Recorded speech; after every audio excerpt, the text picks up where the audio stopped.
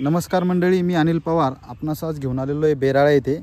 तर येथील आपले शेतकरी आहे त्यांना आपण मिरचीसाठी आपलं कल्पवृक्ष पॅटर्न व वेस्टीज कंपनीचे काही प्रॉडक्ट दिले होते, तर त्याचा रिझल्ट बघण्यासाठी आपण या ठिकाणी आलेलो आहे।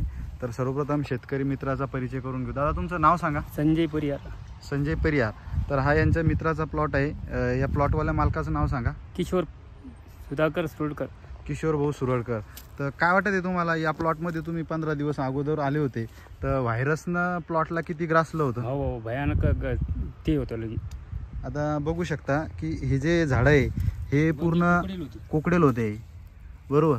तर हे जे झाड आहे हे पूर्ण फ्रेश झालेले आहे आणि शेजारची झाडं लागण नाही उदेले। बघा आता हे झाड आहे, हे जे व्हायरसनं पूर्ण ग्रासलं होतं याला, तर या ठिकाणी त्यानं थांबवलं, परंतु याची लागल या ठिकाणी डाव्या बाजूला होदेली नाही आणि हे उजव्या बाजूला होदेली नाही।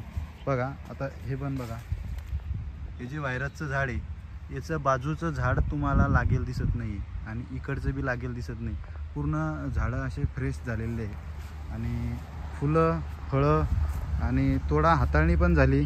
तर काय वाटत आहे तुम्हाला, प्लॉटमध्ये हाताळणी कशी, माल कसा निघत आहे? माल एक नंबर आणि फुलांची क्वालिटी, संख्या, क्वालिटी भी एक नंबर। फुलं सुद्धा बदबद लागलेलं आहे। आता तोडा त्यांनी आजच केलाय, बरोबर आहे का?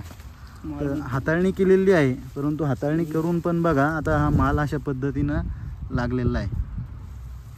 तोडा तोडून नेमकाच झालेला आहे, आजच तोडा झालेला आहे। त्या हिशोबानं हे नवीन माल आणि फुलांची सेटिंग जबरदस्त या ठिकाणी होत आहे।